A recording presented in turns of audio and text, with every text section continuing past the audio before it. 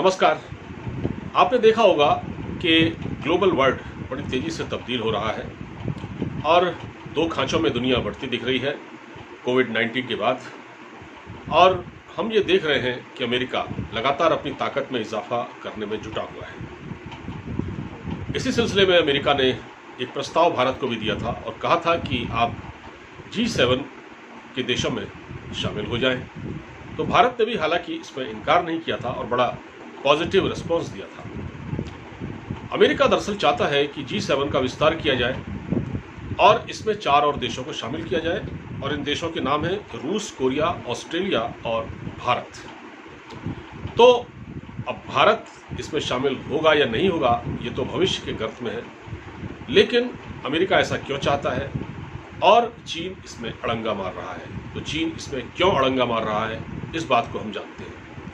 दरअसल ये दुनिया तेजी से तब्दील हो रही है और अमेरिका ये मान चुका है कि G7 जो संगठन है ये वक्त के साथ नहीं चल पाया और ये तकरीबन अप्रासंगिक हो गया है, इसलिए इसका विस्तार किया जाए, इसको G11 किया जाए और रूस भी इसमें शामिल हो। हालांकि रूस कभी G7 का मेंबर था, लेकिन जिस तरह से रूस ने क्रीमिया पर अवैध कब्जा किया उसके बाद उस पर तमाम प्रतिबंध लगा दिए गए और यूरोपियन देशों ने उसको इस ग्रुप से निकाल दिया। जो रूस के खिलाफ जो देश हैं उसमें जर्मनी, फ्रांस और कनाडा हैं। ये देश कभी नहीं चाहते कि रूस G7 का मेंबर बने, क्योंकि ये असल में एक बहुत बड़ी इसमें एक चाल है।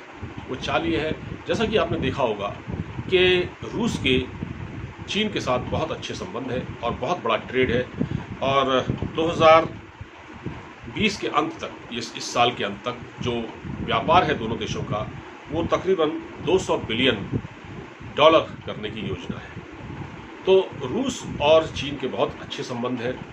रूस का झुकाव भारत की ओर भी है, लेकिन अमेरिका चाहता है इस गुट का विस्तार किया जाए ताकि इसमें कई तरह से चर्चा हो सके। असल में रूस ये मानता है, अब रूस का इसमें शामिल है होना तय है या नहीं ये रूस पर निर्भर है, क्योंकि रूस का एक तो ये जो जर्मनी, कनाडा और फ्रांस विरोध कर रहे हैं, एक तो इसलिए भी रूस का इसमें शामिल होना मुश्किल लग रहा है। दूसरी ओर चीन खुद भी नहीं चाहता कि रूस इसमें शामिल हो। चीन ये जानता है कि जब अगर कभी ये संगठन इसका विस्तार हो गया तो इसकी बैठकें होंगी और इसमें कई तरह से चीन को घेरे जाने की कोशिश की जाएगी।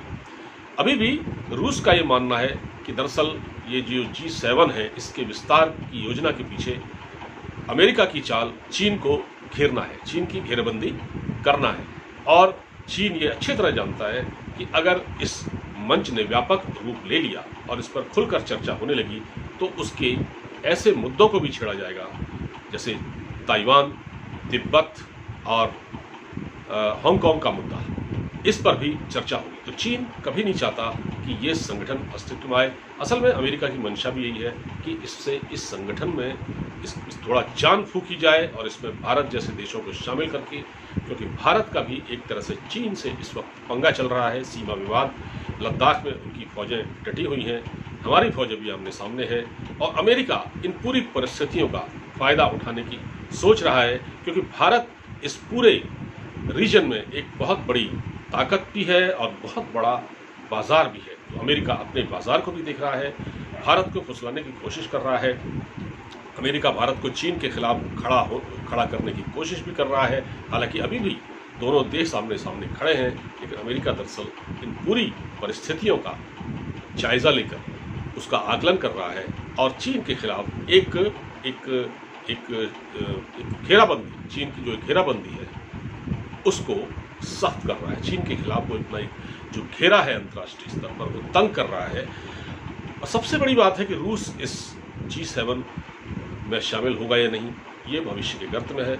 ये रूस खुद भी सोच सकता है, रूस बहुत कैलकुलेटिव कंट्री है और रूस का चीन के साथ बहुत बड़ा ट्रेड है, वो उसको भी पलीता लगाना नहीं चाहेगा।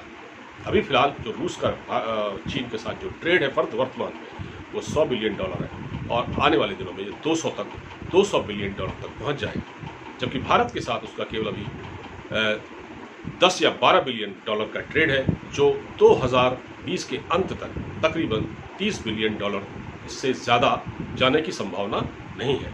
तो रूस को चीन दिख रहा है और चीन को रूस दिख रहा है, दोनों एक दूसरे की स्वार्थ में उलझे हुए हैं, दोनों अपना अपना स्वार्थ चाहते हैं और अपने अपने फ़ायदे की सोच रहे हैं। अमेरिका अपने फ़ायदे की सोच रहा है, तो अमेरिका चाहता है भारत उसके पाले में झुके, रूस भी उसके पाले में झुके।